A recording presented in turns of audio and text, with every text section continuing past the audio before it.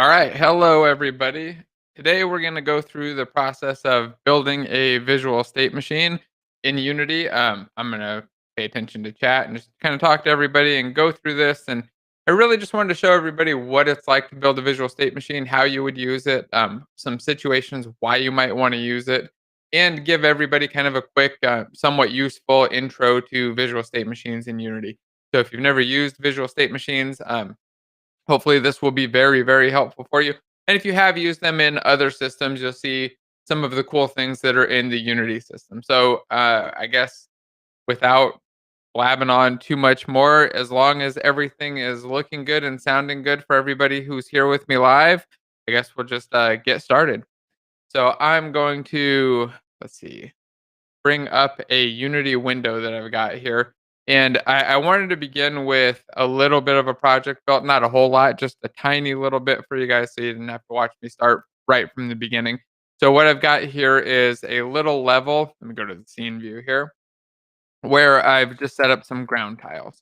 And that's pretty much it. I pulled in that Cinti prototype pack that I shared in email yesterday. So if you didn't get that, make sure that you're signed up for my email list. But I sent that out and I just wanted to use some of their assets for this video. I figured why not? I could take advantage of using some of the free ones that I got and they'd make my thing a little bit more colorful. So I made this little grid area here and I set it up as navigation static. So I selected all of these little tiles here. I went to the object section, checked navigation static, they're walkable, went to bake, and I baked the nav mesh. And that's pretty much it. So that's the entirety of my pre-setup is I've built a little level here with a navigatable area. And then from here, we're going to create some NPCs or some characters. We'll set up some state machines to control them, maybe make one of them a player. And I guess we'll kind of go along with chat too and see what everybody is interested in. Maybe we'll extend it and do something different. Who knows what it'll end up with? But we're going to go through the process of actually building state machines. So first, I just want to double check everything looks good. It looks like everything is going good so far. So I'm going to pull up a character. Let's go into the Polygon prototype pack. I'm going to go to prefabs. And then there's a section for, what is this, character pawns or characters? I want characters. And I think I'll take the, whatever, this first one. Female, what is this? A female dummy, a character dummy female 01. So I'll take that one and I'm going to name this yellow NPC. Then I'm going to duplicate it, Control D, and drag it over here. And I want to make this one into a blue NPC or some other color. So I'm going to drag it up to the top and then I'll go down, select the child here because the child is where the renderer is. And then we'll go adjust the material. So material is right here on the skinned mesh renderer of the child. So just expand that out. We'll go search for a material, brings up the material search box. And if you look right here, these polygon ones, they have these sets. It's like a texture 01. Actually, here, let me uncheck that and just click on it here, and it'll bring them all up in a list. And you can see if I go to list view, try one more time. It's actually just a set of textures, and I can actually just swap in a different one. So I can drag in this one and change it, or I can go to the preview one and I can kind of get an idea of what colors they are. So that's green. This one, it should be a blue. Oops, I missed my drag there, or my drop.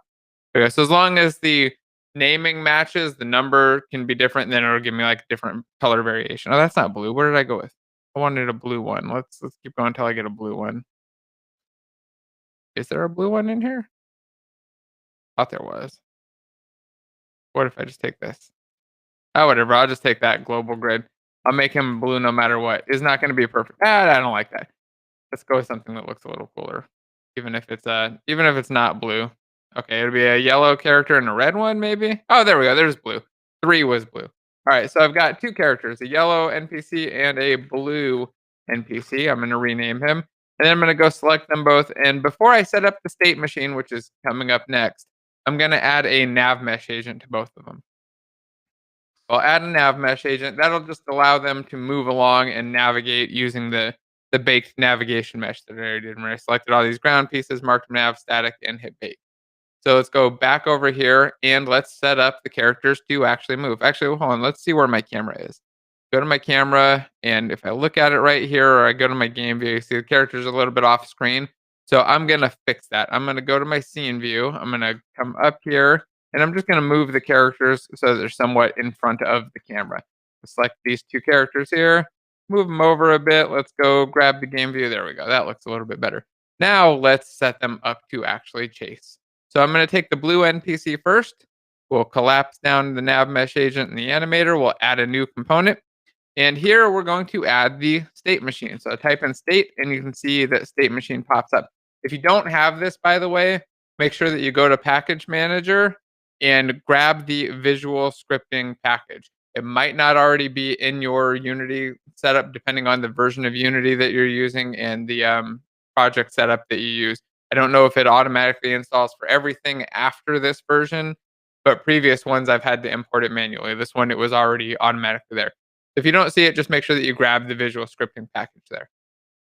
All right, and that's just in the package manager, which by the way is under window and then package manager. There we go. Okay, so let's go over to visual scripting. Oh, no, I jumped ahead a little bit. Let's go to this character real quick. Let's go to the blue NPC, go add component and add the state machine. So there are two things I want to talk about real quick before we dive into the state machine. One is that with the visual scripting stuff, you get this state machine, which is essentially for like managing state. So a state machine would do things like the state of your game, the state of a player or a character, or something that like keeps track. A state machine is usually something that keeps track of data and then changes arbitrarily or changes for some reason between states and kind of transitions back and forth. Usually not just one directional, usually does multiple. There's also a visual scripting option in here though, called a script machine. If we, oops, let's go back. I missed that. Script machine right here. And this one also lets you do like a scripted graph, just like the state machine one. It's a little bit different though, and that's for more of these one directional things. Like you want to run a script and you're doing it once or something. Or you might do it more than once, but you're not leaving it around as like a long-lived thing with keeping track of state stuff. So I'm not going to dive into script machines, but I just wanted to show that they do exist and they're there.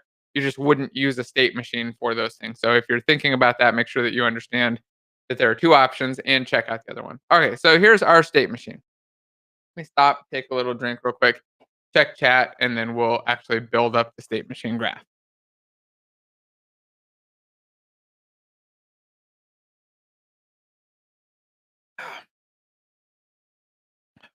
All right, lots of talking.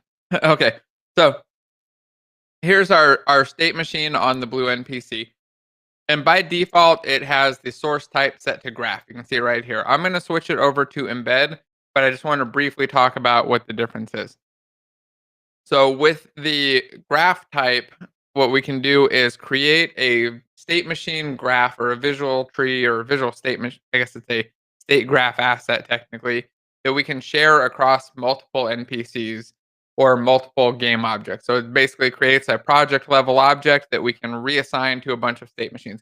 Makes a lot of sense if you're doing reusable behavior, right? If you got like NPCs that they all do the same behavior, like they're all bats and they all fly around like bats, you could just add the bat behavior and just drop it on all of them.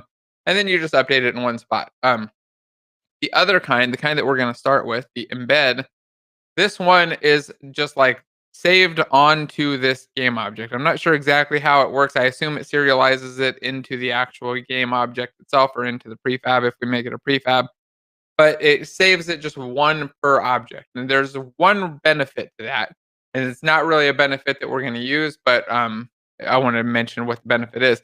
And that's that you can reference things in the scene. So you can, if you use a embedded one, you can actually reference other objects in the scene and those references stay around. If you use the graph one, then because it's project level, obviously you can't do those references.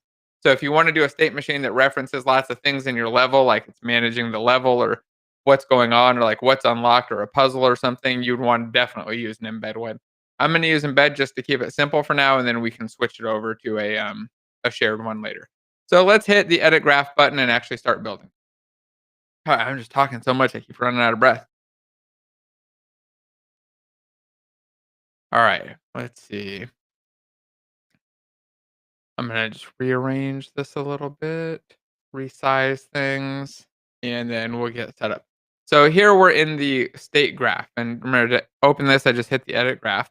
And this is for this blue NPC. And by default, it's going to go into this default state. And it just names it start.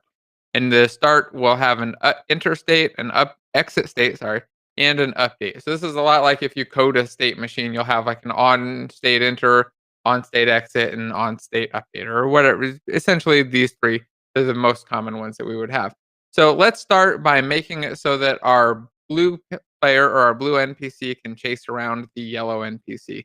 So to do that, I can just double click on start and I'll just go to the update. And then in the update, I want to make it just set the destination of the nav mesh agent to the yellow NPC or whatever my target's destination is. So I click right here on the exit point of update, click over to the right and just in an empty area anywhere. And then I get this big giant pop-up search thing. What I want to search for is nav mesh agent set destination because I know I want to set the destination of the nav mesh agent. If I wanted to search through here for that, I'm not sure where I would find it, to be honest. So I'm just going to search for set destination or set dest. Here we go. And you can see nav mesh agent set destination is right here. There's the option to set it to a target, which is a object, or we could go to, let's see, is this going to allow me to do it? Yeah, I think so. Oh, no, it's still going to go to a vector. Okay. So here we go. I've created the node here, and in update, we're going to set destination on ourself. So I want to point out what this means. We're going to set the destination on our own nav mesh agent component. That's what this self part is. And right now, we're just going to set it to 0, 0, 0. If I hit play, watch what happens. Just hit play. Oh, it's going to build the state machine up real quick. Give it a second. And then the blue guy is going to run over to 0, 0, 0. See, he got pretty close to 0, 0, 0. If I go over to his graph, you see that every update, he's just running this and setting his position to 0, 0, 0. If I actually change this target position to like 5, 5, and go back over to the scene view, you see he's moving over to 5 and 5. And I could change this over to like whatever 15, 15, and I can see his positions running over there right now. Let's put them side by side real quick, just to play with it for one more second. Make this like make him go back to 0, 5. So he just kind of runs over this. So every update, he's setting the destination. Kind of cool. It's not super exciting though. So let's stop playing and let's make that variable now. So the first way we could do it is to just change our destination here. Let's get this all big so that it's not tiny there. So we could change this target for our set destination to be just a variable vector. And to do that, I could just click over here. I think, can I go this way and create a variable? Yeah, so I can click on the source here, click over to the left, and then just create a vector3. So I'll create a vector3 literal, and then here I could just put in some values. Actually, this isn't really what I want to do. So I'm going to delete that. And instead, what I'm going to do is go to the object. I was thinking that this was going to create a variable when I did that, but it's just creating a literal. So that's not what I wanted.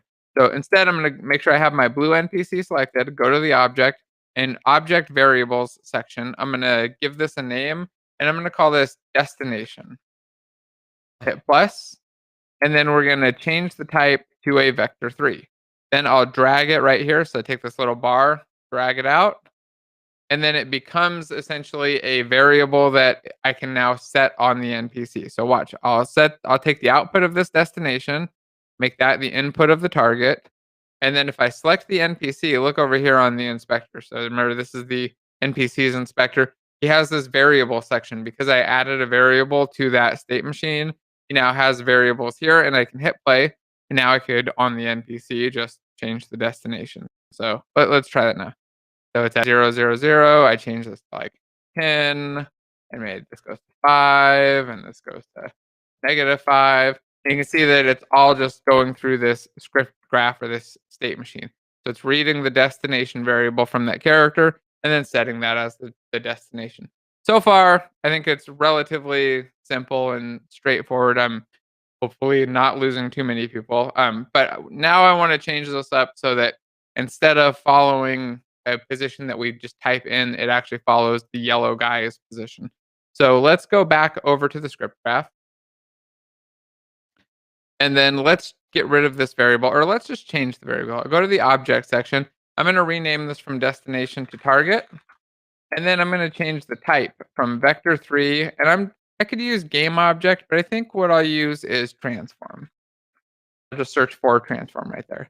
And then I'll drag that over. Actually, you know what? I already have that here, don't I? Let me see. Get object, get variable. Oh, I need to change that. Sorry. So the drop down here, it still has destination. I need to change that to target. And now if I hit play, I'm gonna get an error. Let's try it out though and watch what happens. So I play, and you can see there's an error in my log. You might be able to see the error in my log down there. My name might be blocking it. If not, though, we can go over to the script graph, though, and you can see that it's red. There's an error. Target is null. Okay, so let's go set the target. Here I've got my blue NPC selected. I'm just going to drag the yellow NPC in. Oh, the type is set to null. That's weird. Why is the type null? Let's set this to transform, and then let's assign it to the yellow NPC. We're still going to get an error, though. So here we'll still get an error because the transform is not a position and it wants a position here. So I need to go fix that. Let's go into the scene view, just look at it again real quick. See that they're not moving around. It's not setting the destination. I'm going to stop playing now. I'm going to go back to the script graph and let's make the fix for it real quick. So what we need to do is take this transform variable, and instead of it being a, why is that? Okay, I'm reading that thing wrong. So instead of it just going directly into the add nav mesh agent destination, I want to get the position from it. So to do that, I'm going to right click to remove this transition or this link right here. I'll click again, and I'm just going to say get position or search for get position. That should give me the transform get position method. Then I can take the output of that, drag it into the target, and I should be good. Now I'm going to remove or get this on exit state out of here, move this down here, and just kind of rearrange these so that it's a little bit easier to see.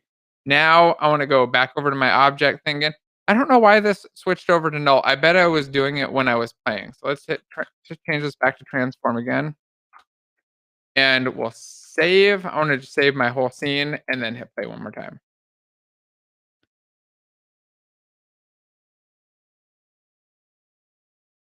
All right. Let's see what's going on here. Oh, there's a missing target. So if I go to the blue NPC, I can see down here in my errors, the issue is that the target is not set. If I go over here, okay, the target, why is it still null? That's interesting. I don't know why that type is going null. Let's stop playing. Let's switch this to transform. I want to see if this is just plugging out or if I needed to do that over here in the variable section too. Wonder if it's something with using the embedded one in the way I've been changing it. Oh, it just keeps changing to null, huh? Interesting. Let's change this to game object. Is it going to switch over to null? Can I hit play? I'm just curious. Is it just because it's not set? Oh, okay. Interesting. All right, so let's set this back to transform. And then I'm gonna assign it before we play. Eventually what we need to do is have the code find the target and assign that target, or have the script do that. But for now, I'm just gonna pre-assign it instead of trying to do it at runtime, which is a little bit weird hacky thing that I was kind of trying to do. All right, so there's the NPC, and he looks like he's following me. And if I move this yellow guy around, he seems to follow fine. If I go to the scene graph, I can see that he's copying and following my destination. But if I delete this dude, so I go in and delete the yellow NPC, I expect, yep, nothing but errors. So he's going to keep going to that destination and then just keep erroring out. So now I want to make a quick change to fix up the first I'll fix it so that he doesn't just error out if the NPC disappears or dies. Then we'll make him find the NPC and then maybe switch states, go into like a chase mode or an idle mode, do some transitions, do some attacks and all that stuff. So let's stop playing. I'm going to go back over to the blue NPC. I'm going to go edit his graph again. So just hit edit graph on that state machine. We'll go, what do I want to do here? How do I want to do this? Let's go to the state first. And let's make a check to see if he's null. So instead of going to set destination every time, even when our target is null, let's only set destination if our target's not null. So I'm going to remove the jump from update into set destination. And I think I'll just move update over here to the left a little bit. We're going to go from update and we're going to go into a null check. So I'll just search for null. And this should give me a null check. There we go, null check. And if it's not null, we will run set destination. Now, right now, this has a little yellow thing or orange saying that there's a problem. The reason is that the thing that I'm checking for null isn't assigned. So I actually need to pick what I want to check for null. To do that, I just go from my variable, my target right here, into the null checks input right there. That little white dot was the thing that it's checking for null. So now if I save and I delete my yellow NPC, I shouldn't get errors here and I shouldn't have a little red thing and spam in the log. Let's check that. All right, so I've got my NPC there. I delete and it looks good. Let's go to the script graph. Yep, there we go. He's updating and he's just not doing anything. All right, so I guess the next thing I want to do is change it up so that when he is not chasing somebody, he goes into an idle state. So actually, I guess let's talk real quick about why you would want to do this instead of maybe just writing all of this in code. Like, why would you even want to build an NPC state machine like this visually? And the main reason is going to be so that it's really flexible for your designers to be able to do more advanced things. Now, obviously, setting a destination and following somebody, pretty simple thing, right? And you can tell it's four little nodes here that we've created. And we could even bundle these in and make them into like a single node to like go follow a target. We can definitely shrink these down into smaller little bits. So you wouldn't be building a whole bunch of these. You're building more of the stuff that we're going to start putting together, these transitions and these different states and the links between them. So let's go make a new state now. To do that, I'm going to go back up a level. Right now, I'm in that start state. You can tell because I have right here blue NPC and then start. And this is kind of like it's a lot like a breadcrumb type hierarchy up here. So I'm in start. I can go up to blue NPC and I'm up one level. There's that start one.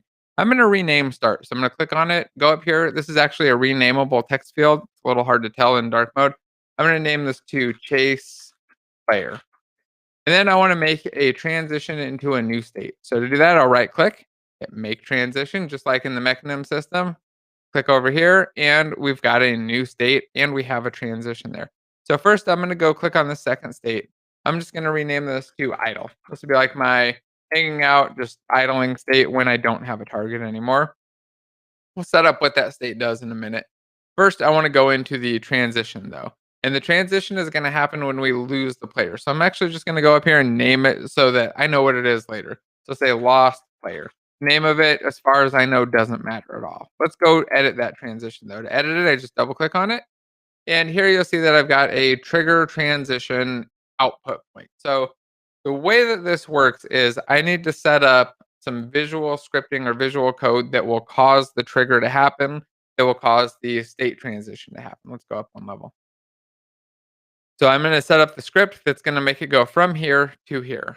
So to do that, what I need to do is click right over here, click on the input there, click over here and go to control or not control. Actually, what do I need to look for? Let's see. I need to find, let's do this. I'm going to right click and I'll just search for update. Oh, so in update, what I want to do is click over here and do a null check. So what's going to happen there? I right clicked, I added an update node that's going to run. It's going to do this check every update. So every update, this transition, if we're in the state before it, is going to do its update. It's going to do this check. And then if it passes the check, it'll trigger the transition. So I'll do a null check. We'll do a null check again on that target. So I'll take the target, drag it out here, assign it right there to that dot. And if it is null, we'll cause the transition to happen. I'll save my scene or save my package as well. Go back to the scene view. Actually, I guess I don't need to go in the scene view. Let's go up to the blue NPC. Let's hit play. Let's watch what happens. So you should chase the player around until we delete the NPC. Here, let's go back to the state graph. So here we go. We're in chase. He's chasing, chasing, chasing. If I go over here, you'll see the transition is running, but it's not going all the way through. The second I go select this yellow NPC and delete him, though, transition ran. You probably saw it if you were watching closely. It ran once. And then when it ran, it put us into this new idle state. So now idle is running, but there's nothing actually going on in here. So in our idle state, we probably want to figure out the next thing to do, or I guess I don't know. We'll go from here. Let me take a drink, check out chat, see how everybody's following along. If there are other questions, things that come up, and then we can just keep real quick. So let's just check chat real quick and take a quick breather. Let's see what's going on in here.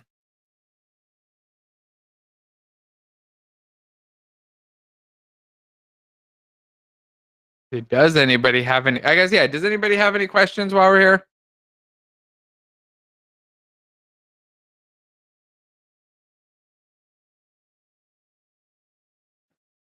Okay. I don't see anything popping up yet. So I guess I just want to briefly talk about w- again, like visual scripting versus not like just regular coding, right? Like because a lot of time people think that like you have to do one or the other. My biggest recommendation with visual scripting is to never do just one or the other. I mean, sometimes don't do any visual scripting. Never, I would say pretty much never go all on visual scripting. Just because if you go full visual scripting, things just take longer. A lot of stuff, like a lot of the things that you've seen me write so far, I could have written in 30 seconds just in code, right? Just going through, having done it enough times, I could just write that thing up really, really fast. The difference though is that when you have things that you want the rest of your team to be able to understand and the rest of them to be able to modify and make some minor changes to with some constraints, then you really want to go to a visual scripting system or at least consider it because then you can give them lots of flexibility and power without giving them the fragility or like the ability to completely break things. If you expect your designers or your artists or other people on your team who aren't so good at code to be writing code just to make things happen, they're either not going to make things happen or they're going to do a bad job and possibly break things. Or you're going to have to spend a lot of time going back through and fixing their things. So if you can give them some visual scripting, it can go a long way. It also can make it really easy to just modify your own things and mix and match things. So it's pretty cool. It's definitely a worthwhile skill to get down. So I highly recommend everybody kind of get used to it, understand it. Again, just don't try to apply it everywhere. Let's see. The NPC I'm working on needs voice acting and behaving with the player. Will a script graph be recommended? So that I mean, a script graph could do it. It could be a state graph too. One other thing, if it's a lot of dialogue though, like so depending on the specific scenario, Jacob, if it happens to be like just lots of dialogue and you've got voiceovers there for it too, I would also consider looking at Ink and Inkle and Inky. It's like a whole framework for doing dialogue systems. Works really well in Unity, and it's extremely easy to link that in and then make it also play voiceovers too, or have it do like a little trigger in there and play voiceovers. But I would say maybe a script graph, but maybe a state machine, depending on probably not a state machine, probably more a state script graph though. Out of those options, I think it's yeah, that would make more sense as a script though than a state machine. Let's see. Can you start with visual scripting and then have it create C sharp code and continue from there? I don't think that you can have the visual script generate C sharp code, but you might be able to if there's a way to do it. I've never tried to do it, so I don't know about it. But I'm sure the code wouldn't be perfect even if you could. But what you can do is just write your own C sharp code that the visual scripts call into. So it's pretty easy to write code that you can just execute from there. All you really need to do is put that code into an assembly definition and then reference it. There's actually a spot. Let me show it real quick. In edit and project settings, we go to here, there's a visual scripting section, and you can choose what stuff is. So is it type options or is it the node library? Here it is. So you can just assign the assembly definitions that you want. So you got to go in and go add your assembly definition to it, and then hit regenerate units, and then you can call your own public methods that are inside of your own scripts. It's relatively easy to do, pretty powerful, and I think it's kind of how you would hook up your own custom game code to stuff. Let's see. Got a couple more questions, and then I'm gonna dive into writing a bit more visual scripting. Is this visual scripting system based on both? It definitely is. I'm not sure how different it is than the previous versions of Bolt because I didn't use Bolt too much. but it's based on that, and it's pretty freaking nice. I would say out of the visual scripting systems I've used, it seems to be the nicest by quite a bit. So I'm pretty happy with it. All right, let's go back in and let's make this update actually do something. So one of the things to make it do, or considering making it do, was just moving to a random destination, because that makes for a somewhat more complex graph where we have to pick a random point, maybe give some variables on the distance and stuff, and then so what I'm saying is they'll like move around. Maybe when he gets line of sight, he'll come chase the player and then maybe kill the player or something like that. Unless anybody has any cooler, better ideas in chat while we're going along. By the way, if you're still watching this and you haven't hit the thumbs up button, please do that if you don't mind. Really appreciate it. And then share the video while I'm blabbing about stuff and you don't need to see the screen if there's ever a point like that. All right, let's go into the update state here for our idle. Actually, let's go up a level real quick, take a peek at it. So here we got chase, we have our transition when we lose target, and then we have this idle state, which actually I'm going to rename to roam, because it's not going to be an idle, it's going to roam around. So let's double click on it, and then let's go into this roam state and change it up. There was a question, will this be recorded? It'll probably be around afterwards, I think. All right, so for the wander state, let's go in and let's make the update do something. So what if we have a destination? If we don't have a destination, we want to set a destination to a new one. Pretty much it, right? So I'm going to go from the input of the update, go right out here, and let's do a conditional check. We want to do where is it? Control, and then if. So we're going to do basically an if statement. And if true, then we'll set the destination. So what's the thing we want to check? We want to check if we have a destination or if we have a path. So let's click over here on the input, click to the left, and let's see what our options are. So I can go down here, I can look on my blue NPC, I can scroll through. I'm going to expand out the blue NPC. I'm going to expand out nav mesh agent, because that's what I'm thinking about, right? And then, hey, look at all these options. I'm thinking has path. So if I have a path, then what do I want to do? If I don't have a path, then I want to set the destination. So if I have a path, I want to do nothing, so I'll just leave that blank, leave that empty. If I don't have a path, I want to go from here over to set destination. So this time I'm just going to set destination instead of drilling down, and go choose nav mesh agent, set destination. All right, so if I don't have a path, I'll set it to whatever my target is. Now for the target, well, let's leave it at 0, 0, 0 now. Let's hit play, give this a go, and see how it works. All right, so there we go. I'm chasing that guy. I kill him, and then since I don't have a path, he goes to 0, 0, 0. Looks good. You can see that it went to 0, 0, 0. He has. Okay, so let's say I change this. Let's set this to 10. So he's gonna move. Actually, let's grab the scene view here, get it kind of side by side. See if I can maybe I'll put it right here. Okay, that's kind of a very weird view for me, but let's watch it right here. So I'm gonna go check out this NPC. We're just gonna set his destination back here to 0. So if he doesn't have a path, or as soon as he doesn't have a path, he should set his destination there, and then he should stop setting it and set it again.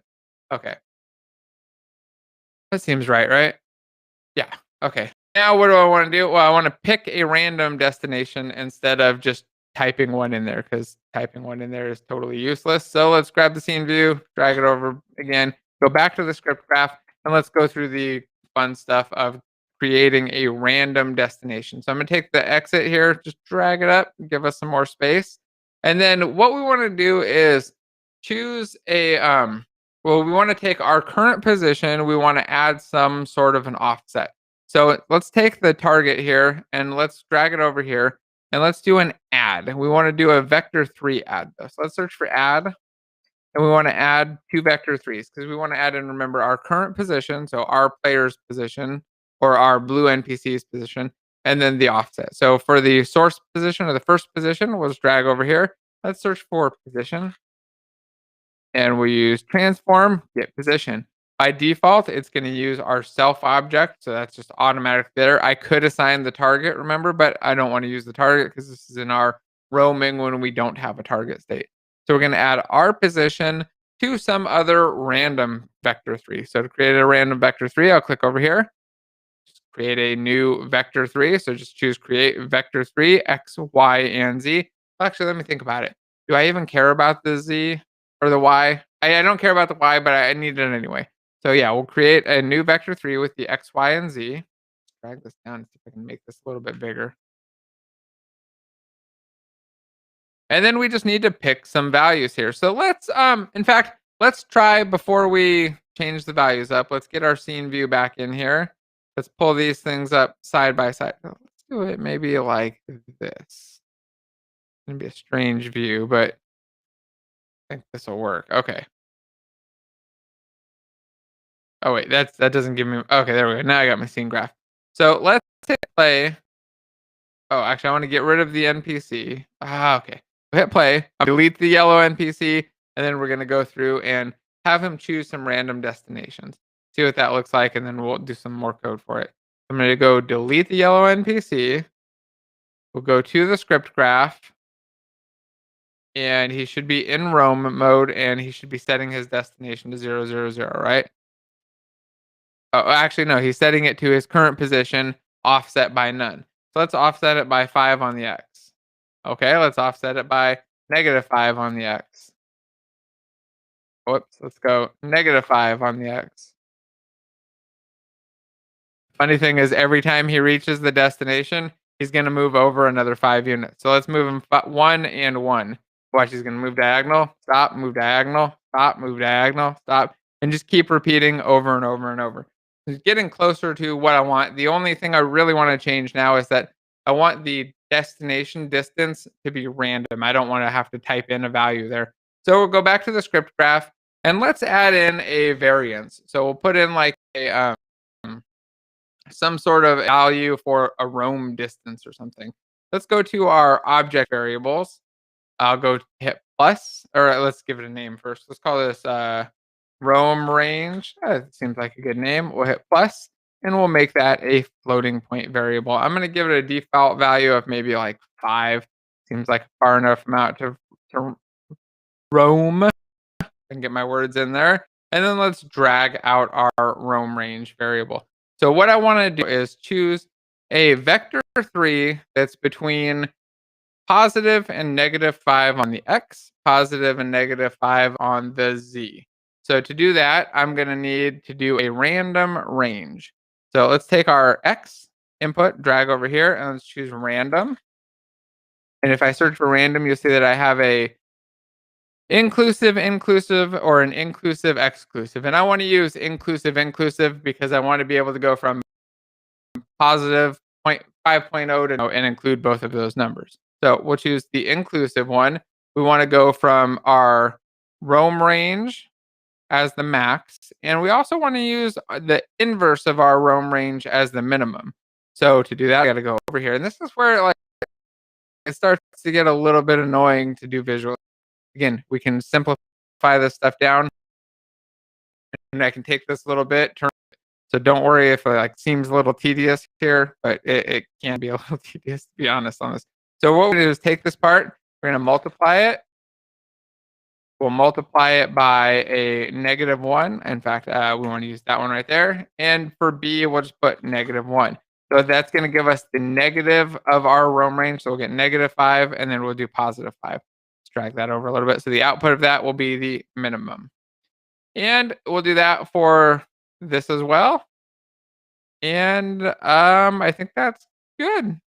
So that's going to give us a random variable. I think these are going to get the same number, but I'm not too worried about that if it's the same distance. I just care about the direction, really. I think that should get us roaming. Let's go try it out and make sure.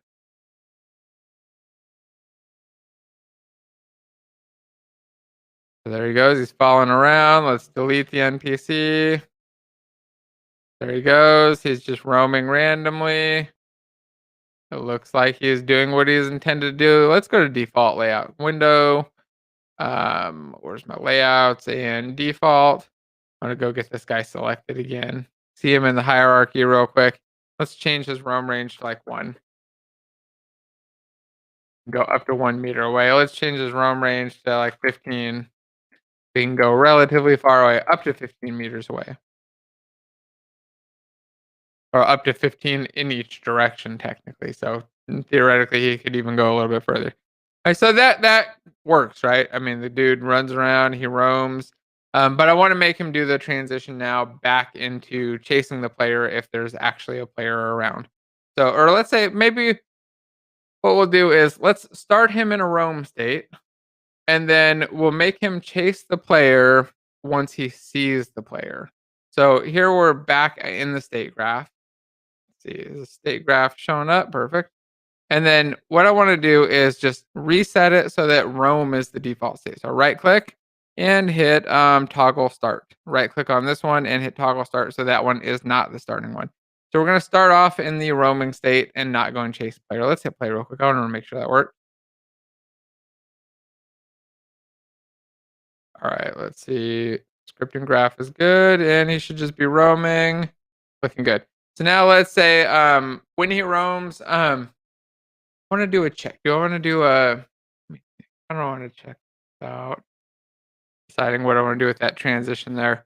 I want to do a transition from roam into chasing. I guess when I find a, let's do a play. Let's find a player, and then we'll do a directional check to make sure that he's facing them and not too far away. So if he finds a player and he gets within 10 meters, and he's looking at them or something, or then we'll have him switch over. I think that'll work. So I'm gonna take roam. I'm gonna drag it over here because I think it makes more sense being on the left as our starting one. And then I'm gonna make a transition. Right click, make transition over to chase player. Now I've got a transition this way, but I need to set up that transition. So I'll double click on it. And what we want to do is add in an update. So I'll right click and type in update, which is also, I think it's available in control right here. Is it control? No, it's oh, sorry, what's it under? Just forget the thing that it's, oh, events. No, where is it? I've lost it. Hold on, let me find it. Was it under control and I missed it? Yeah, I don't know where it is. Okay. I'm not sure where to update that. So we'll take update, we'll add it in here. And then we want to do a check first to see if we have a target or if the target even exists. In fact, let's let me, well, yeah, let's do a check to make sure that we actually have a target. So let's do a check right here, a null check. So I'll drag over here and do a null check. It will take the target. And if the target is null, then we don't want to do anything, right? Yeah. If it's not null, then we want to check to see what our distance is. So let's say it's not null. Let's do a distance check. So to do a distance check, if I start searching for that, you see that there's no like built-in distance check thing. Now I could build one and I could write it in code or I could build it visually. But what we really want to do is check the distance and see if it's greater than or less than some value. So let's do an if statement.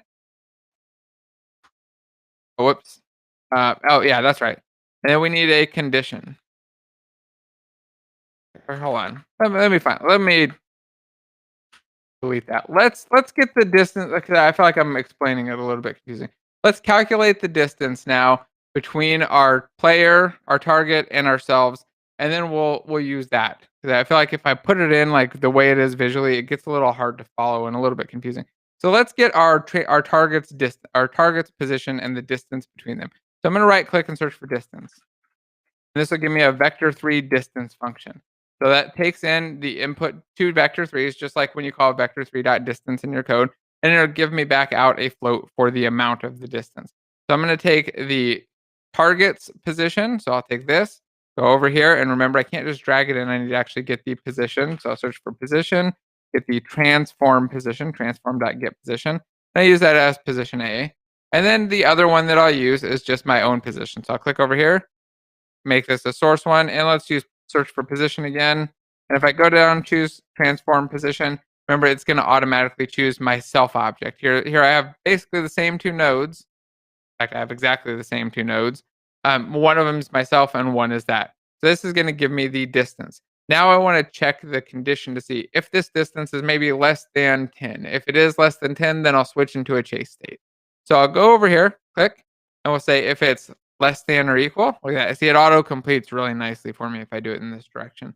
So if it's less than or equal to, and I'll put in 10, then trigger the transition. Oh, well, I can't do the trigger transition here because this is a true or false, not a movement in the state. So here's where I need to do that condition.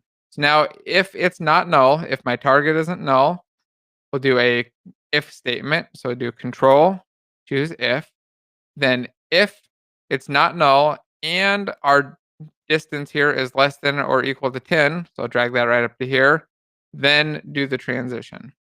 So let's group this up and clean this a little bit. Right here on the bottom, I have some section that's just getting the distance to the NPC, right? And I want to just group that into its own little bit of code so that it's a little bit more obvious what it is.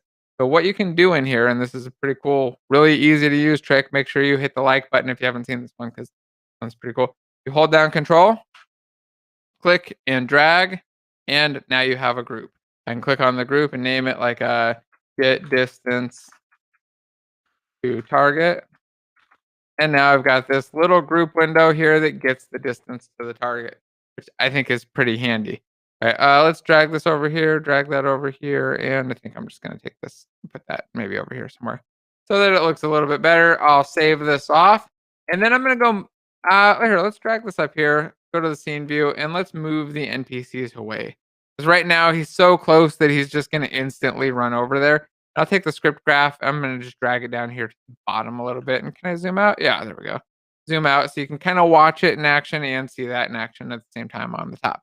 So let's go up a level. We're in Rome. We should stay in Rome. Let's see until he gets within 10 meters. All right, so there we are. We're roaming around. If we look in the transition, it's doing the check. Here we can see that it's false. That distance is not less than 10. And there he got into 10 and it came in. Watch it again, though. I want you to look at this little blue spot right here, down where my mouse is. I should probably move that yellow guy further away so he doesn't find it so quick. But look at that number right there. You can actually see right underneath it. There. Drag it out. It's 18. That's actually showing that distance there. I like how you can see that and just visually debug and stuff. Move the NPC. Oh no. He's getting in range. He got in range. And even if I move out of range, he never drops out of out of chasing, right? So I guess maybe I should do the transition back so that when he gets out of 10 meters away, he stops chasing. I think that could be kind of interesting too. So let's go up a level on the NPC. Let's go actually here, let's go down here. Let's right click. I believe I can copy this and go up a level, go over to the transition, and then let's right click and paste. Oh, okay, that did not copy. It only copied the group. That's stupid. Okay, let's go up. Let's go into the transition again. Let's go select all of the things. There we go. I think I've selected them all. Or right click. Oh, I can't right click and copy them all. Copy selection. I don't think that's going to work. But let's find out. Can I paste that over to here? Oh, I can. Perfect. There we go. I pasted the entire group. That's much better. Now I've got the whole getting distance to target thing right here. And again, there's a way to turn these into nodes, but I don't want to get too complicated with stuff. So I'm going to try to keep it relatively simple. In fact, probably won't get too much more complicated than this right now because I'm getting thirsty already and got a whole bunch of other stuff to do. But let's see what we can get done here. So I've got our check here. We do the transition if we don't have a target. But we also want to do the transition if the distance is too far away. So if we don't have a target, we'll do the transition. And then if it is not null, we want to do a conditional transition. So we'll do an if. Let's zoom in a little bit. So if this is true, or I guess is it going to be if it's false? Let's see. Let's think this through for 1 second. So we're losing the player means that they got too far away. So actually, maybe I'll just change this to greater or equal. Well, I guess if I just change this to dragging the false there, then that's good, right? So if it's not less than or equal to 10, or it's null, then transition. Yeah, that's right. We're good. We save. Let's hit play. And now he should lose target when our NPC, our yellow guy, dies or gets more than 10 meters away. Let's go check it out. So we got our guy going there. And get in range. Let's see. Now he's in range, so he's chasing. Drag him too far away. Oh no. Hold on. Not getting more than 10 meters away. I'm confused. What's going on here? What am I missing? Oh, I see the problem. Look down here. So the transform position, that link right here got lost. So when I copy and pasted, and this is what happens when you copy and paste, right? Let's go up to the level, go back into the chase player. When I copied, no, it wasn't the chase player. It was this transition? Yeah. When I copied it, I didn't copy this get variable, so the top transform is using myself on the other transition. So I need to go change that to use the target. So let's go back in, go to the other one. See right here, it's using myself. Let's go take the target, drag it in. Wait, do I already have the target? Never mind, I don't need to drag it in. I just need to take this, make that the source right there. There we go. Let's zoom that out a little bit so that it's a little bit. Oh, here, hit overview. It actually highlights and like shows the entire thing so you can see it all. Just kind of perfect when you're rearranging stuff like this. All right, let's hit play one more time. And now I should see him drop off and lose target. Let's see. So he gets in range, he starts chasing, he gets too far away, he stops chasing. You can start to see, hopefully you can start to see how some of this can get useful. Now I think when you build up, I guess when you're building up the bigger NPCs and you start to build more complicated ones, what you want to do is kind of start to turn a lot of these things into like their own nodes. You're going to want to shrink it down so that you can reuse a lot of these things, especially if you want to make it extremely reusable for your designers and stuff. Like you want to turn like get distance to target into just a single node that they drop in, or you might even want to have it just be a condition that that they drag out. That's a new node. That's if in range of target or in range, and it has a target field, a distance, and a true or false thing. Something like that to simplify it even more to make it quicker for you to build things. But I mean, this again is pretty flexible, and I really love how well it shows the debugging of exactly what's going on, the data that's there, and what's being transferred. Like that just changed from yellow NPC to null. You kind of get the idea of exactly what's going on there. Now, when you get to state machines, though, that are like this, I would recommend not building them too big. I've seen some crazy ones where they're like huge and the whole state, like, you zoom out and it's just giant and impossible to follow. I'd say keep them manageable so that you can understand it. Use the groups and stuff. It makes a big, big difference too to kind of keep it clean and keep it manageable. Let's stop playing real quick. I want to go over to the NPC and I want to just briefly switch over to the other graph mode. So right now it's on embedded. Remember the other option is graph. If I hit convert, it'll actually pop up a save as dialog, which I don't know if you'll be able to see, but I can just give it a name. Let's call it blue NPC and save it, and it'll just go right off here as this blue NPC asset. Okay, good. Save as dialog did pop up. And then it's just linked up. So now what I can do is just like take multiple blue NPCs, duplicate them, and they're all just going to use that same graph. And then I can just go in and modify this one graph, and it'll modify it for all of those NPCs. And then I could also just make different graphs. So I could just go in here and say that on these other graphs, maybe they don't chase players. Maybe they have a special ranged attack mode that they stop in. If they get within 10 meters, they go into ranged mode and they start doing a ranged attack. And you can kind of set them up however you want and build them up to do whatever kinds of crazy things you want to do. NPCs that chase and kill people are just like one of the simplest things, but more complex stuff like big boss fights, a state machine that kind of transitions through those different states, runs a bunch of things. Let's go take one more look in the states too. So right here we have like an on enter state and an on exit state. Let me just show you what you can do with these. So let's say I switched into, let's see, into the roam state. So I've lost target. No, let's say I switched into chasing the player.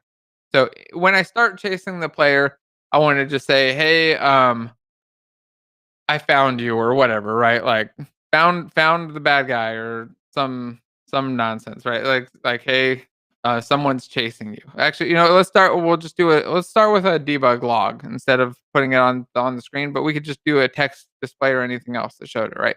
So let's click on state enter, click over here, and I'm just going to do debug log.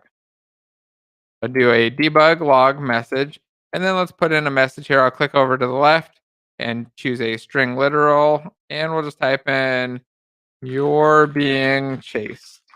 So now whenever we enter this state, it's going to say, hey, you're being chased. It's not going to do anything else after that. Just going to say, hey, you're being chased.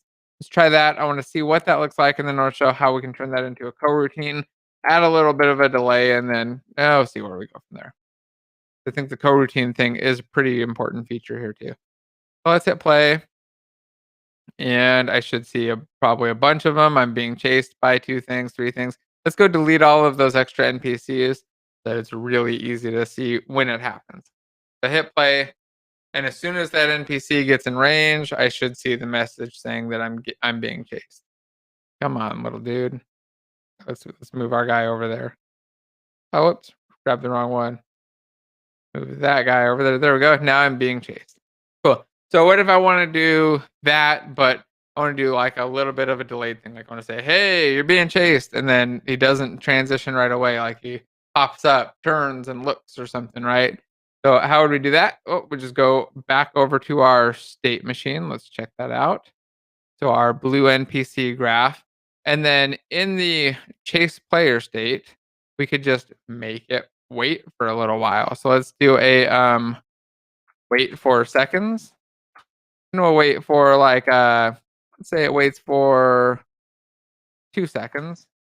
And then it will enable our nav mesh agent. So let's say nav mesh agent.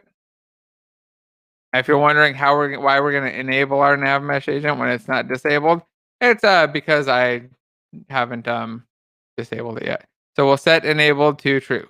Now, for this to work, we of course need to set it to not true. So we need to disable our nav mesh agent as well. So actually, I want to do that right before the wait. And to do that, I'll just take these nodes over here, drag them to the left. Did not select them all. Select my nodes, drag. There we go. I'll right click. I'm going to duplicate this node, this nav mesh set enabled. Go right there, and uncheck that. So here's what's going to happen. We're going to say on enter, log a message saying, hey, you're being chased. Actually, let's say you've been seen. Let's you've been seen.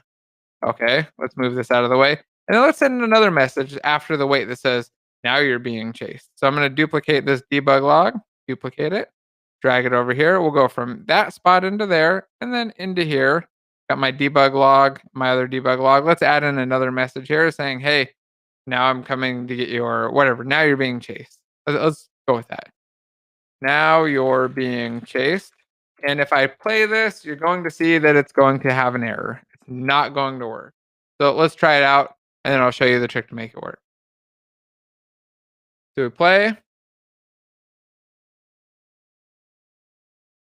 And we'll go to the yellow NPC, go to this guy. We'll move him into range. Oh, whoops, where's my console? Okay, what happened? So there we go. You see that we had port enter, wait for seconds until number sign A96FF can only be triggered in a coroutine. So it's giving an error, right? And now the first time I saw this, I was like, oh, that's stupid. Like, why does it give me a wait thing if I can't use it? The problem is you got to go to this on state enter. Check coroutine right there. So go to the event right there, check the coroutine box, save. What it's going to do is it's going to kick that off as a coroutine and allow you to do things that have an IE numerator wait return type, like wait for seconds. Now, if I try it again, I get my NPC in range. I should see that let's watch the message first. So he should stop. Say you've been seen, and then he starts chasing me. Now it is trying to set destination on an invalid agent. I should probably fix that. But I want to watch this again one more time in the script graph mode. Let's hit play. Let's let it do the transition into the state. Let's see, we'll go into there. Actually, hold on, let me make sure I've got the blue NPC selected in the transition there. That's not the transition. I got the wrong one. That's the one I wanted to watch. There we go. So it's the middle mouse, by the way, to drag around. So there you go. You saw he ran, and there he goes. Oh, wait, this is not the I messed up my transition looking. I looked at the wrong thing. I looked at the update. Okay, let's try that like a fifth time, right? Let's see, Jason, can you do this? Was this the one I wanted? I've totally lost my place now. I'm going from Rome into Chase. What the heck did I do?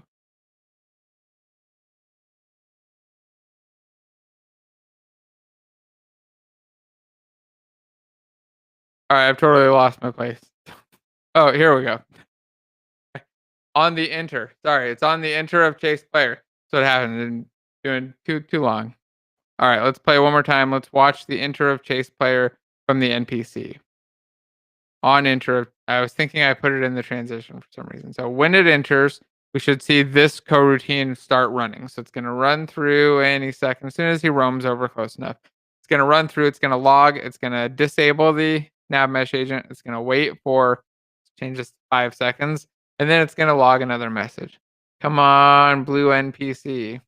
All right, let's pause. I'm going to move this NPC over closer, the yellow guy. So reselect the blue guy. Go back to our game. Oh, I'll go to the scene view here. And we'll resume. Watch, watch, watch. Is he going to transition? Oh, is he already in it? Oh, he already went in it. That's annoying. Oh, that was extremely difficult to see and debug, but he did actually do it. You can see the messages here. So I guess the final thing I want to do with that is make it so that he doesn't keep setting destination if his agent is disabled. Just go into the blue NPC, go into the chase player, and right here we'll just add another condition to say that if the target's not null, and so we'll do if another if statement, and this will just check to see if our agent is enabled. So here I'll take the if that's true, and for the input we'll use, let's go way over here, nav mesh agent, and search for enabled. Get enabled. So if it's enabled is false. No, if it's enabled is true, then it will set destination. Okay, yeah, that will fix it, and then we shouldn't see the error anymore. Let's try one more time. Make sure that's good, and then I think I'm just gonna go through some questions and see what everybody's up to, and then I don't know what we'll do from there. Let's go select this blue NPC, go into his chase player state. I just want to watch and see if we can see this whole thing kind of kick off and happen. There we go. That started going. We're in the delay right now. We're gonna get that log. There we go. That message just went, and he said the destination started coming over, and the console is good. There are no errors. All right, I think that looks good and kind of shows a lot of stuff. I don't know how much deeper I want to go on these. I just kind of want to talk now for a few minutes, see what everybody's up to, and see what kind of questions are popping up. There are a lot of questions in chat, and I probably missed quite a few. Do you have a link or email I could ask you a lengthy question about game development? Yeah, you can just email me, jason@game.courses. I get a lot of emails though, so it might take me a little while to reply, but just send it over and try to keep it as, I guess, concise and to the point as possible. The faster I can read it, the faster I can answer it. Do you ignore the SRP or single responsibility principle in visual scripting? Um, Sometimes, I guess, you might, but, I mean, generally, like, the way I would think about it is you want your responsibilities in this case to be the state's. If the state should be responsible for acting and doing one way overall. I mean, you might have to break it down to state machines too, and have state machines that are controlling things, and then broken down even more in the individual states. But it's kind of, for me, it's hard to relate directly to SRP, just because it's not code, even though I guess it makes sense, and I probably should think through that a little bit more. Let's see what else we got. Would it be possible to go over a state machine for a game like chess? Yeah. Yeah, like a game state machine. We could do like a game state machine on how to do that for chess. That would make sense. Um, let's see. Can I use logic in C sharp and only bolt for transitions? You could, yeah. You could do the transitions and pretty much only do that in bolt, and then just write. What you do is write your own code that you call from there, so you can write your own nodes, or you can essentially call into any public method that you expose, and then you could use that and just have little nodes that you've created with the transitions that you've created. and build up your own system. It's pretty easy to do. Like I said, you just make a public method, and to get a value out, you just make a public method like returns a bool, and you can use that for your true false checks in those state machines or the things that you want to call. And then if you use parameters, those just work too. So as long as they're parameters that map to the normal types or the simple types, they're really simple. Are you using URP or HDRP? Not for this project. It was just the simple stuff. Generally, I go with the URP stuff or just the standard, depending on what the project is. Let's see. What's the case for using an FSM compared to a decision tree?